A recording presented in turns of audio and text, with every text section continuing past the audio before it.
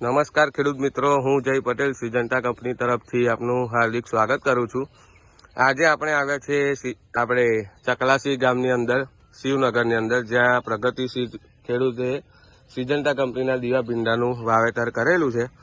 તો વધુ માહિતી આપણે એમની પાસેથી મેળવીશું। નમસ્કાર કાકા। નમસ્કાર। શું નામ આપનું? આપનું નામ કનુભાઈ મોતીભાઈ। બરોબર, કયા ભીંડા આપણે કરેલા છે? આપણે દીવા ભીંડા કરેલા છે।